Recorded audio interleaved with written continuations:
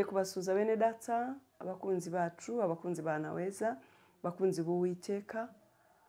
Ndavuze ngo amahoro y'Imana bane namwe, Uwiteka Imana y'amahoro abagirire neza, abahaze mu byifuzo byanyu byose mu izina rya Yesu. Ni Mama Matilda ngarutse imbere yanyu uzanye ijambo ry'Imana.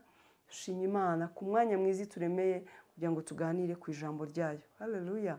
Ntabwo umugisha rero kubwo gukunda ijambo ry'Imana. Muyegereze za Bibiliya, muyegereze za iPad, muyegereze za laptop zanyu zirimo ijambo ry'Imana. Tugiye gusoma ijambo ry'Imana n'umwanya w'agaciro kandi dushimiye Imana ku buzima iduhaye. Hari benshi batakiriho, hari abateguka bari mu mariri bategura umutwe, barwaye barembye. Twebwe rero turi bazima, ushobora kuba hari aho ubabara ariko utaryamye. Washobora kwicara ugasoma ijambo ry'Imana wenda uri no mu kazi. Nanjye naje muri studio kuza kuganira nawe ku ijambo ry'Imana kubera imbaraga z'Imana, ntabwo ari ubwenge bwacu. Haleluya. Muhabwe rero umugisha kandi umuhati wanyu ntabwo ari ubusa ku mwami. Nukuri nitutagwa isari tuzagororerwa. Reka dutumire Imana ibane natwe. Mana yacu, Mana nkuru, Mana nziza, Mana yo gushimwa no gushyirwa hejuru, Imana yambaye icyubahiro no gukomera, idukundika twitaho, wadukuruje neza yawe ukatwiyegereza, turagushimiye. Tugwaye icyubahiro nyagora ku ngoma, shyirwa hejuru mwami, upfukamirwe kandi utambirwe. Urakoze ku mwanya mwiza w'umugisha uduhaye kugira ngo tuganire ku ijambo ryawe. Ntabwo rero tubishobora turi twenyine, ntacyo tujya dushobora na kimwe tutari kumwe nawe. Ngwino ubane natwe, turagutumiye. Ubwenge bwacu ntabwo bwasingira imbaraga zawe cyangwa ibyo ngo tubisobanukirwe, ariko iyo uri kumwe natwe tuba abahanga kuko ni we soko y'ubwenge. Bana natwe rero mwami Imana, uduhe umugisha yewe n'abakunzi ba Naweza TV. Tubone ineza yawe n'imbabazi zawe muri byose, tubone kugira neza kwawe Mana. Turagutumiye muri uyu mwanya, turakwiyeguriye, tukweguriye imitima yacu. Wihe kumenya no gusobanukirwa. Tangirane natwe uze gusozanya natwe mu izina rya Kristo Yesu. Amen, amen. Haleluya. Tugiye kuganira ku ijambo ry'Imana rero bakundwa bene data, rivuga ngo idukorera ibiruta cyane ibyo tuyisaba kubw'urukundo rwayo. Imana idukorera ibiruta ibyo tuyisaba kubera urukundo rwayo. Haleluya. Nawe ushubije amaso inyuma wasanga ari byo. Hari byinshi cyane Imana yagukoreye utanabisengeye, utanabisabye, utabyingingiye, utigeze wenda wiriza ngo usenge, utigeze utwara amasaha n'amasaha ngo ujye imbere yayo, ariko ikabigukorera kuko ni umubyeyi. Ikabona ko bigukwiriye, ikabona ko ubikeneye, ukabigukorera. Nanjye nuko hari byinshi yankoreye ntabisengeye, hari ibyo inkorera ntabisengeye, ntabisabye, ariko ikavuga iti uyu mwana wanjye muri iki gihe akwiriye ibi n'ibi n'ibi. Haleluya.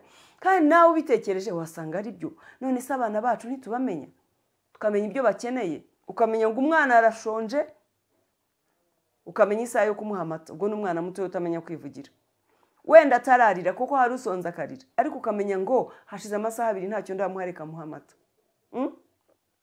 Ukamenya ngo imvura iragwa cyangwa hari imbeho, reka mfubike umwana mwambika umupira, cyangwa se mbwire umushinzwe umurera amuheke kugira ngo yumve agashyuhe. Si byose?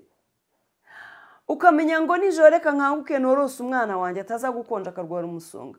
Mbega kurya tumenya abana bacu tukabitaho. Ukamenya ngo umwana wanjye amaze iminsi ajya ku ishuri muhaji gusa nta kantu ko kuza kurisha muhaye, reka uyu munsi mugurire ka keki kuko arasonza, atanabikubwiye. Sibyo bene da? Ukamenya ngo urukweto rw'umwana rwo kujyana ku ishuri rurashaje, wenda atanabikubwiye, ukamenya ko bikwiriye ukabimuha, ukabimushakira. Ese Imana yacu yo twibaza yuko idukunda urukundo rungana iki? Ese yo nikwiriye kudukorera byinshi biruta ibyo tuyisaba kubera ko idukunda, kubera urukundo rwayo? Ni byinshi byinshi byinshi idukorera tutabisabye. Ahubwo ikibazo twibuka kuyishima. Cyo ni ikibazo nakubaza nanjye nibaza. Twibuka kuyishima iyo dukoreye ibyo ngibyo. Haleluya. Kuko abana bacu rero nibyo tubakorera ntibadushime, akumva ni inshingano. Ariko wibuke ko tubatoza igihe cyose gushima. Ukabwira uti kuki udashima, kuki utagira umuco wo gushima? Ese twebwe tugira umuco wo gushima Imana? Iyo dukoreye ibyo byiza tugira umuco wo kuyishima, turabyibuka. Reka rero ni wowe utabyibukaga ukavuga ngo akangaka ngo ni runaka wangiriye faveri, ngo ni runaka wakoze ibi ngibi, ntumenye ko ari imbabazi z'Imana, ntumenye ko ari urukundo rw'Imana, ntumenye ko ari Imana ibigukoreye, ntumenye ko ari Imana ikoresheje runaka. Ukumva tu ni inshuti yanjye, turahuye ama 5, nuko ari inshuti nanjye nagiye mukorera byinshi. Oya, ni Imana, ni imbaraga z'Imana, ni imbabazi z'Imana. Ntacyo umuntu yagukorera muri kamere muntu, ntabwo harimo gukora neza. Ni Imana burya ibi bikoze, idukorera byinshi rero tutabisengeye, idukorera byinshi tutabisabye. Nk'uko umuntu akagira gutya akagutekerezaho akagusengera, akagutekerezaho akumva aragukumbuye, akumva ntaguheruka, akagusengera. Umwuka w'Imana akanihira muri uwo muntu akagusengera, kandi yazakubwira igihe yagusengereye, igihe yasengaga, igihe yakwingingiraga, ugasanga wari uri mu bibazo runaka nyamara utabimubwiye. Ubwo ni urukundo rw'Imana. Ubwo ni urukundo rw'Imana. Ugatekereza ukavuga ariko Mana, ndakenye, nkenye imyenda yo kwambara. Ubwo witekereza mu mutima utanabisengeye, nkenye imyenda yo kwambara. Mana we, ndumva nkenye imyenda yo kwambara. Icyama nkazabona ukuntu mbona imyenda nibura 2 cyangwa 3 kuko imyenda yanjye yansazanye. Ubitekereje mu mutima ntiwabisengeye, ariko Imana kuko ireba mu mutima wacu, ikareba kwifuza kwawe, ikareba ibikenewe cyangwa se ikanabikora mbega nta na kimwe wabikozeho, ariko ikabona yuko ubikeneye.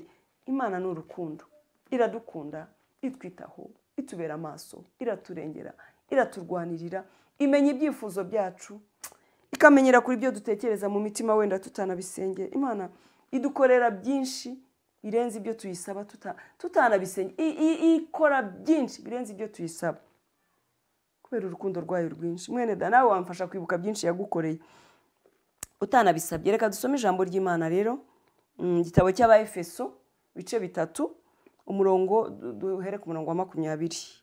Ndakubwira aho tugarukira, umurongo wa 20 cyangwa se dusome 20 kugera 21. Ariko bibaye ngombwa tugasoma n'indi mirongo, nzi ko ntacyo byagutwara. Ijambo ry'Imana hano Abaefeso bice 3 umurongo wa 20 haravuga ngo, nuko ibasha gukora ibiruta cyane ibyo dusaba ndetse n'ibyo twibwira byose, nk'uko imbaraga zayo ziri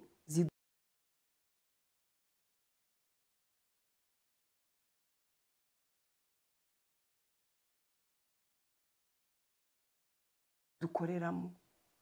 Haleluya! Wahumvise mwene da? Nuko ibasha gukora ibiruta cyane ibyo dusaba ndetse n'ibyo twibwira byose, nk'uko imbaraga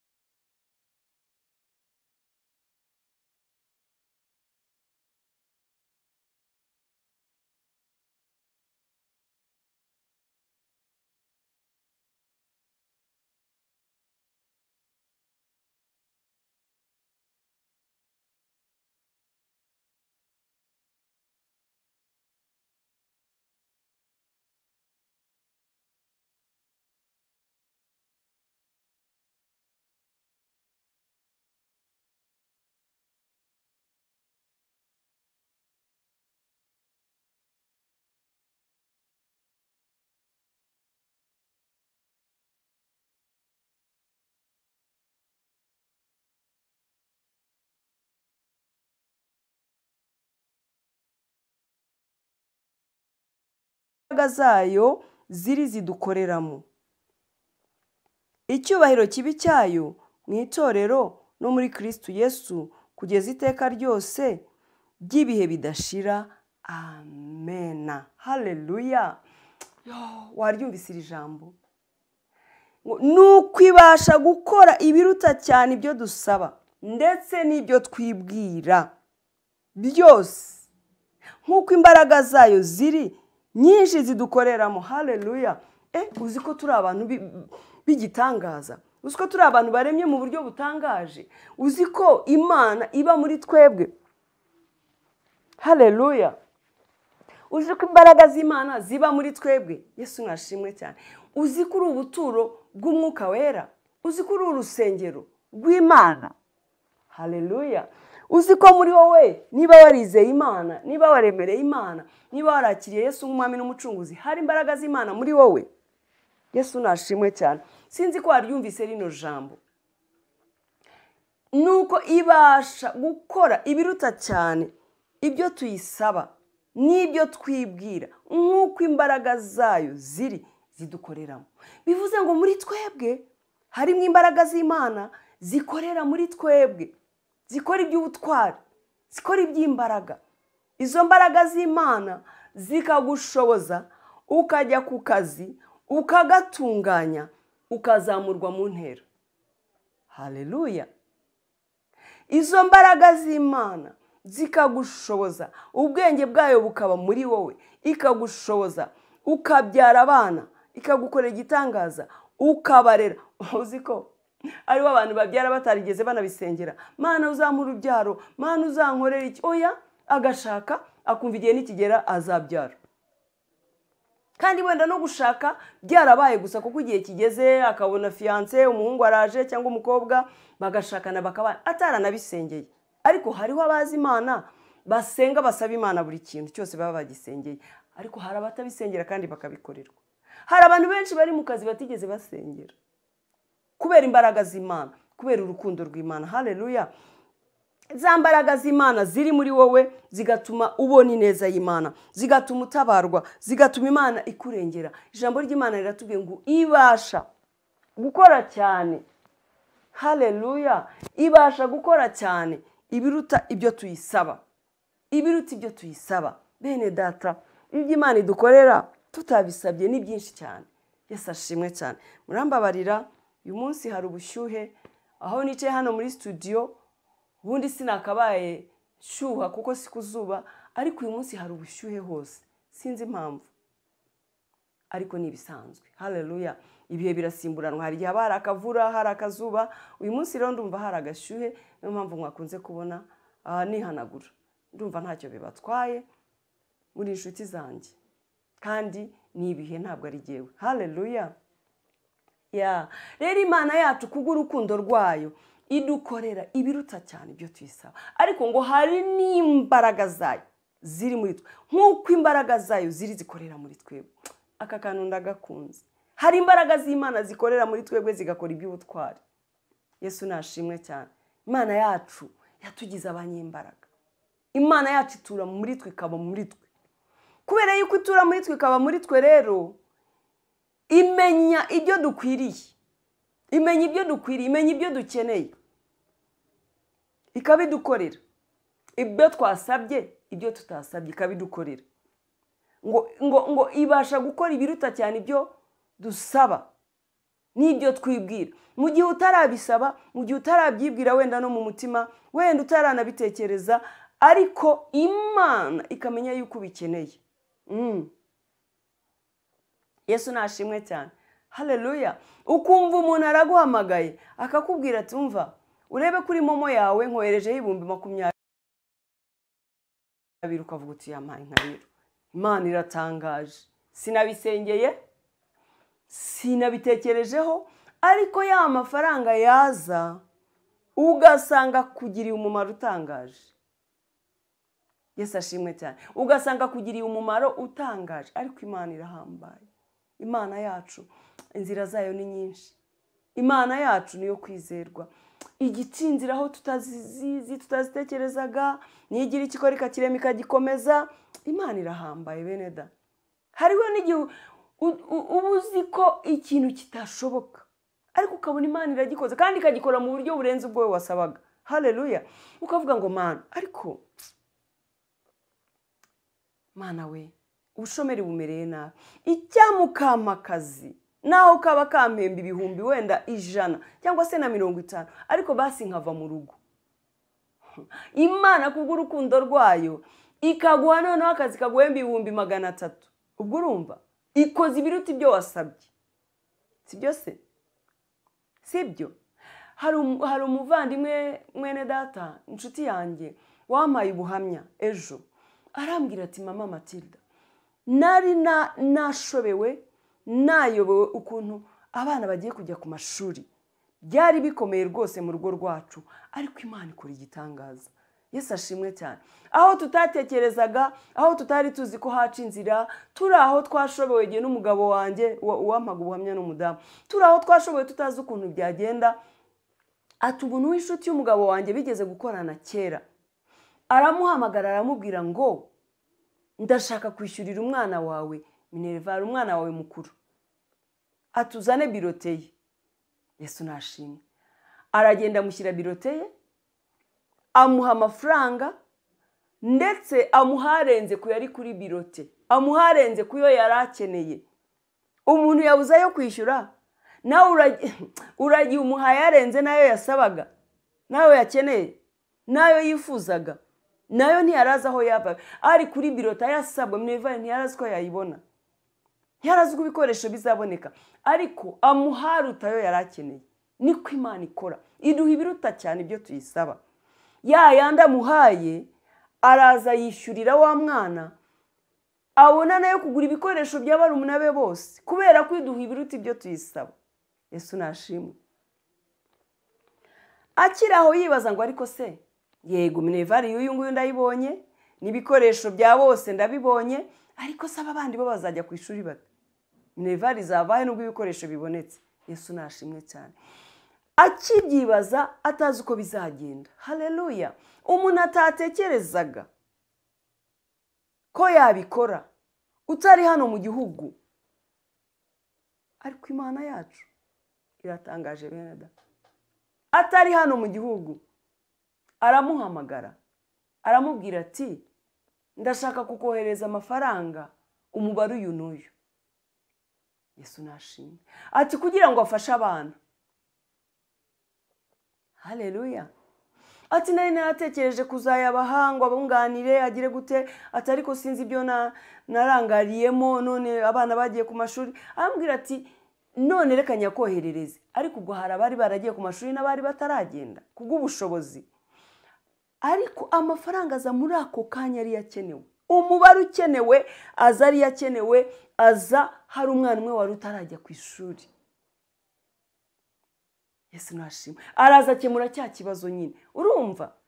Idukorera ibiruta ibyo dusaba. Ntiyarazi ko uri ari we wayamuha, ntiyarazi ko ariho yaturuka, yarazi ko wenda hari undi yaguza uri hano mu gihugu, ariko Imana ikoresha umuntu uri hanze. Amara igihe abitekerezaho. Imana ijya igenda ikajya mu mitwe y'abantu bakadutekerezaho tutabizi, ariko ubwo urabyumva. Hari abantu Imana ijya ibuza gusinzira ku bwacu. Uko niko Imana yatabaye Abayuda mu karengane, igihe umwanzi wabo yashakaga ko bicwa. Hamani ashaka ko bicwa, yarabagambaniye, yarabaguze, yaragiye mu matwi y'umwami nawe yemeye ko babagirira nabi. Ariko Imana iragenda, ubwo ni ijambo rindi rije, kandi umwuka w'Imana uko agenda tuyobora niko dukora. Mufashwe n'iryo ngiryo, mufashwe n'ubusobanuro, hari impamvu y'Imana. Imana iragenda ibuza umwami ibitotsi kubw'amarira y'Abayuda, kubwo gutaka kw'Abayuda, kubwo kuvuga ngo Mana tugiye gupfa tuzize iki? Kuki tuziza akarengane? Mana turengere. Imana iragenda, ya yindi ibasha gukora ibiruta ibyo tuyisaba, ibuza umwami ibitotsi, ibuza umwami gusinzira. Umwami, ubundi kibuza umwami gusinzira ni iki? Umva ntaryamye ku gitanda kiriho imbaraga, ntaryamye mu mashuka atameshe, umva ntabwo yaburaye ngo arashonje niyo mpamvu abuze ibitotsi. Nta bibazo afite, icyo akeneye cyose arakibona. Ni iki wundi gikwiriye kubuza umwami gusinzira atari Imana ibikoze? Haleluya. Kugira ngo itabare ubwoko bwayo. Umva, Imana igira umuntu ibuza gusinzira kugira ngo ubone Minerval y'abana we wayibuze mu izina rya Yesu. Amena. Imana igira umuntu ibuza gusinzira kugira ngo agushakire akazi, aguhesha akazi, uwo ngo uri mu mwanya wo kuba yakaguhesha. Haleluya. Imana ibuza umwami gusinzira kubw'amarira y'Abayuda. Arangije aratangira, yabuze ibitotsi ngo baratangira mu murebera mu bitabo by'ubucurabwenge, barareba, barasoma, yewe ngo ubwo ngubwo baramusomera bamubikira kugira ngo asinzire. Naho kumbe ni Imana yamuyoboye kugira ngo asome, aze kubonamo imirimo myiza Moridekayi yakoze. Ubwo yamuhishuriraga bashakaga kumwica, nkone zashakaga kumwica, kandi koko ngo bagenzuye basanga nibyo bashakaga kumwica, bahita bicwa, izo nkone ziricwa. Ariko ngo babyandika mu gitabo cy'ubucurabwenge, ni nka agenda wenda simbizi, babyandikamo ariko baraceceka. Moridekayi ntiyagira icyo bamugororera, ntiyagira icyo bamukorera, yigumira ku irembo, araguma bumuzamu aho ngaho. Ariko igihe gikwiriye Imana ikoresha ya mirimo myiza kugira ngo Abayuda batabarwe. Ibikora ite? Ibuza umwami ibitotsi. Ibyo se Abayuda bari babisengeye? Bari basenze ngo ubuze umwami ibitotsi se? bari basenze se ngo imirimo ya Moridekayi aba ariyo ituma batabarwa? Hoya, ni rwa rukundo rw'Imana ya yindi ibasha gukora cyane ibirenze ibyo tuyisaba. Haleluya. Imana yacu rero yuzuye urukundo bene data, idukorera byinshi byiza, itwitaho. Icyo twe dukwiriye gukora ni ukujya tuyiringira, tukayizera nk'umubyeyi, nk'umwami wacu, nk'Imana yacu idukunda. Naho ibyo dukorera byo ni byinshi, ibasha gukora cyane ibiruta ibyo tuyisaba n'ibyo twibwira.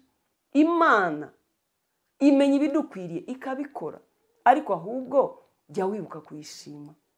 Jya wibuka gushima Imana kuri buri kintu ikoze, kuko ibyo ikora ni byinshi. Urukundo rwayo ni rwinshi, umugambi wayo ni mwiza. Yikunde, uyisenge, uyizere, uyiringire, kandi nibikora ujye uyishima. Ujye umenya ko ari imbaraga zayo, ari urukundo rwayo, ari ineza yayo. Ntukagire ngo hari icyo ubona ku bwenge bwawe, nta mbaraga zawe. Kuryama ukabyuka ni urukundo rw'Imana. Gukora bigakunda ukajya ku kazi ukagakora ukagatunganya ni urukundo rw'Imana. Gutwara imodoka ukaba amahoro umwaka ukarangira nta mpanuka ni urukundo rw'Imana. Si uko uri umuhanga cyane, nkunda kubivuga. Bene data, Imana ibasha gukora cyane ibiruta ibyo tuyisaba. Ukava mu rugo utwaye imodoka ukajya ku kazi, ntiwigeze unasenga ngo Mana undinde mu nzira mu muhanda, Mana umbere maso, undinde impanuka, undinde ibyago, undinde amakuba byo mu muhanda. Ariko Imana ikagendana nawe, urugendo rwawe rukaba amahire, ukagenda ukagaruka nimugoroba ntacyo wabaye. Ubwo se si urukundo rw'Imana? Ikora ibirenze ibyo tuyisaba. Ubwo se si neza y'Imana? Bana bawe bakabyuka bakajya ku ishuri bagataha amahoro, si urukundo rwayo se bene data? Imana yacu rero iradukunda, itwitaho. Ibyo dukorera birenze ibyo tuyisaba kubera urukundo rwayo. Cyangombwa ni ugusuzuma imibanire yawe n'Imana, ni ugusuzuma ibyo ukora, ukamenya ko ukwiriye gukora ibyo Umwami ashima, kubera ko nawe akugirira neza. Nawe ukarwana ishyaka ryo kumunezeza, ukarwana ishyaka ryo gukora ibyo ashima, kubera yuko aba yakugiriye neza, kandi umugambi uhora ari mwiza ku buzima bwawe n'ubwanjye, kuko ibyo yibwira ni byiza. Ese bene da, ko yatanze umwana wayo w'ikinege ngo azabuzwa n'iki kumuduhana n'ibindi byose? Ni iki kindi tuyisaba cy'agaciro kiruta amaraso y'umwana wayo yamenekeye ku musaraba? Oya, nta na kimwe. Urukundo rwayo nirwo rutuma tudashiraho. Imbabazi zayo nizo zitubeshejeho.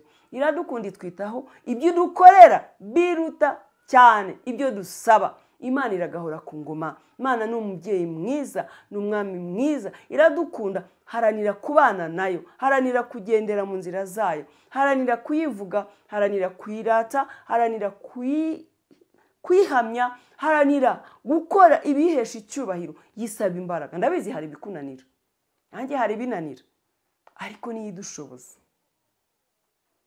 Niyo mbaraga zacu, niyo murengezi wacu, niyo mutabazi wacu. Iyo yisunze ukayisaba imbaraga iragushoboza. Hari indi jambo riri hano mu Baefeso nanone rivuga ngo mushakashake.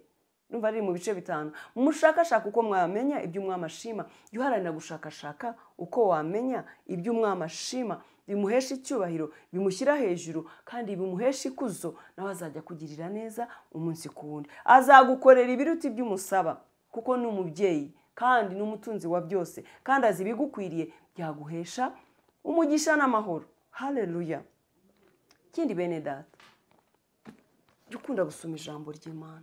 Iri jambo ry'Imana ririmo ibyo dusaba byose, ririmo ibyo dukeneye byose, ririmo ibyo twifuza byose. Waba urwaye, harimo ijambo rizavugana nawe ku burwayi bwawe. Waba ushonje, harimo ijambo rizavugana nawe ku nzara yawe. Haleluya. Waba ukennye, harimo ijambo rizavugana nawe ku bukene. Waba ubuze amahoro, waba mbega harimo ijambo rivugana natwe muri situwasiyo zose twaba turimo. Haranira gusoma ijambo ry'Imana, kundi ijambo ry'Imana urikumbure, ushaka Imana uzayibona, ko yaravuze ngo nituyishaka tuzayibona. Shakashaka rero ibyo Umwami ashima, shakashaka ibihesha icyubahiro Uwiteka Imana yacu, nawe azakugirira neza, kuko ni isezerano, ni isezerano, ni isezerano. Yarabidusezeranije kandi arabikora umunsi ku wundi. Haleluya. Nawe rero musezeranye gukora ibyo ashima. Nubinanirwa kubw'intege nke zawe cyangwa nanjye zanjye, dusubire imbere yayo, kuko ihora idutegeye amaboko kugira ngo tuyigarukire. Imana iguhe umugisha. We wumvise ijambo ry'Imana, bene data, dukunda Imana, tuyishakane umwete, kuko umugambi wayo ni mwiza kuri twe, kandi tugirira neza umunsi ku wundi.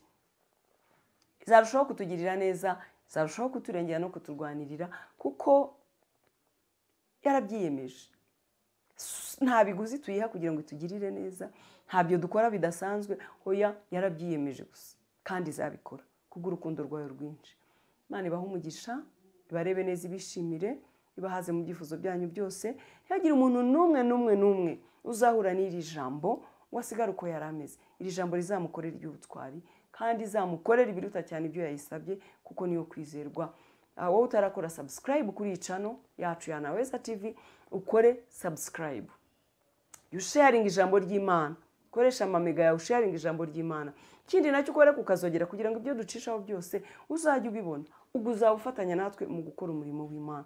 Erega turabafatanya bikorwa, reka dufatanye twagura ubwami bw'Imana, twamamaze imirimo y'Imana, twamamaze kugira neza k'umwami. Abataramumenya bamumenye, ariko natwe bamumenye, tugire ibirushaho kutwubaka no kudushyigikira mu rugendo turimo. Imana ibahe umugisha. Imana ndagushimiye, ndaguhimbaje, nguhaye icyubahiro. Bene data bose bumvise iri jambo nibahabwe umugisha nawe.